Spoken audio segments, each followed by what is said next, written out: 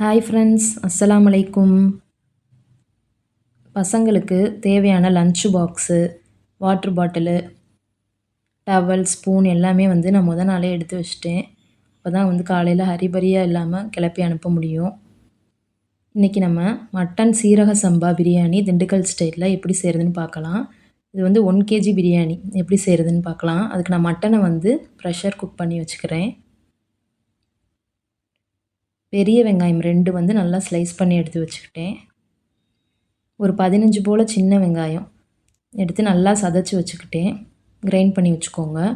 ஒரு கைப்பிடி அளவு பூண்டு, ஒரு கைப்பிடி அளவு நறுக்குன இஞ்சி 2யும் சேர்த்து அரைச்சி நல்லா எடுத்து வச்சுக்கிட்டேன்.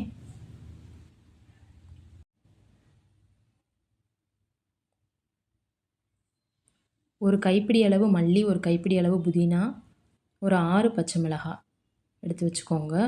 ஒரு 5 தக்காளியை வந்து நான் நல்லா கிரைண்ட் பண்ணி எடுத்து வச்சுக்கிறேன். இப்போ சைடில் வந்து நான் தால்ச்சாக்கும் எல்லாத்தையும் வேக போட்டு எடுத்து வச்சுக்கிறேன்.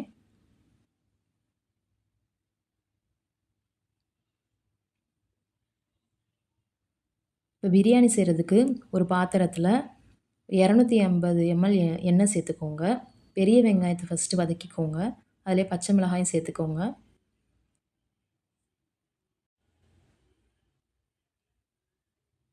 இந்த சதைச்ச வெங்காயத்தை சேர்த்துக்கோங்க. கொஞ்சம் நேரம் வதங்கட்டும். அரிசி வந்து நீங்கள் அரை மணி நேரம் கழுவி வந்து ஊற வச்சு வச்சுக்கோங்க. அரை மணி நேரத்துக்கு மேலே ஊற வைக்க வேணாம். அடுத்து வந்து இஞ்சி பூண்டு பேஸ்ட்டும் சேர்த்துக்கோங்க.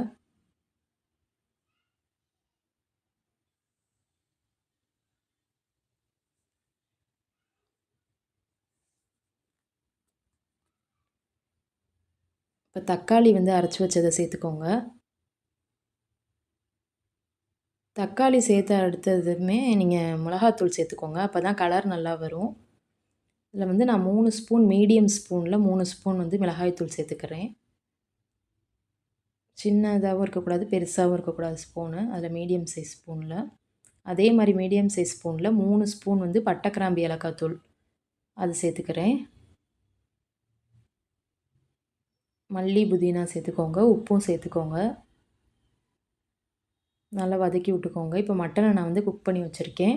தண்ணி இல்லாமல் மட்டனை மட்டும் நான் சேர்த்துக்கிறேன். அந்த தண்ணி வந்து சாப்பாடுக்கு சேர்க்கும்போது நம்ம சேர்த்துக்கலாம் அந்த தண்ணியை. இதில் வந்து ஒரு குழிக்கரண்டி அளவு தயிர் சேர்த்துக்கிறேன்.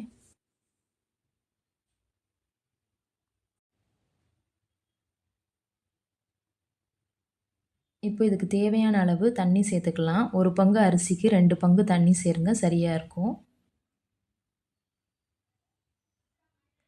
இந்த ஸ்டேஜில் வந்து நீங்கள் அரிசிக்கு தேவையான உப்பையும் சேர்த்துக்கோங்க. உப்பு கொஞ்சம் தூக்கலாக சேர்த்துக்கோங்க.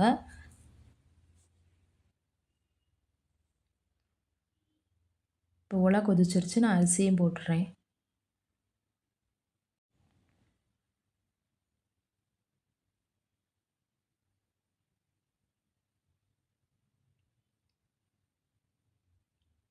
ஒரு மிக்ஸ் பண்ணி விட்டுக்கோங்க. இப்போ தால்ச்சாவுக்கு தேவையான பருப்பும் வெந்துருச்சு. அதுக்கு தேவையான காய்கறி வெட்டி வச்சுக்கிட்டேன். கத்திரிக்காயும் மாங்காயும் தான் நான் எடுத்திருக்கேன். இடையில இடையில ஒரு தடவை பிரட்டி விட்டுக்கோங்க. அடி பிடிக்குதான்னு நீங்கள் செக் பண்ணிக்கோங்க.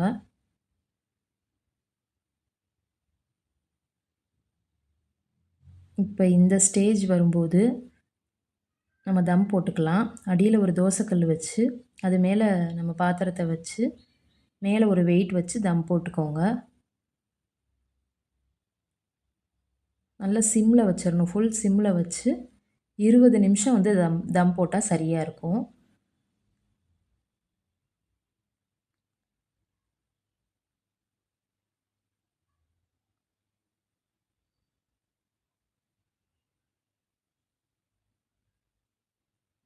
இப்போ தால்ச்சாவும் ஆல்மோஸ்ட் ரெடி ஆயிடுச்சு. நான் பிரேக்ஃபாஸ்ட்டுக்கு பக்கத்துலேயே உளுந்தங்கஞ்சி வச்சு விட்ருக்கேன். அதுவும் குக் ஆகிட்டுருக்கு. இப்போ பிரியாணி வந்து நல்லா தம் ஆயிடுச்சு. லாஸ்ட்டாக வந்து நம்ம நெய் சேர்த்துக்கலாம். ஒரு 50 ml நெய் சேருங்க. நல்லாயிருக்கும். லாஸ்ட்டாக நெய் சேர்க்குறனால நல்லா பிரியாணி வந்து மணமாக இருக்கும் உங்களுக்கு. சீரக சம்பா பிரியாணி பிடிக்கிறவங்க கண்டிப்பாக இந்த ஸ்டைலில் வந்து நீங்கள் ரெடி பண்ணி பாருங்கள். பாஸ்மதி அரிசி வந்து இந்த ஸ்டைலுக்கு வந்து நீங்கள் சேர்த்திங்கன்னா நல்லா இருக்காது. அது வந்து கொஞ்சம் வேறு மெத்தடில் செய்யணும்.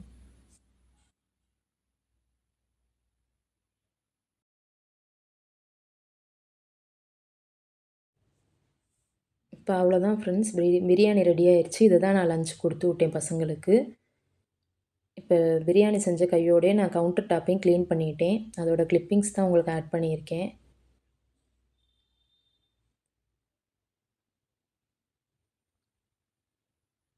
Bye friends. என்னோட வீடியோஸ் பிடிச்சிருந்துச்சுன்னா லைக் பண்ணுங்கள், சப்ஸ்கிரைப் பண்ணுங்கள். உங்கள் தாட்ஸை வந்து கமெண்ட் செக்ஷனில் சொல்லுங்கள். உங்களுக்கு ஐடியாஸ் எது இருந்துச்சுனாலும் சொல்லுங்கள். Bye friends. இன்னொரு வீடியோவில் பார்க்கலாம்.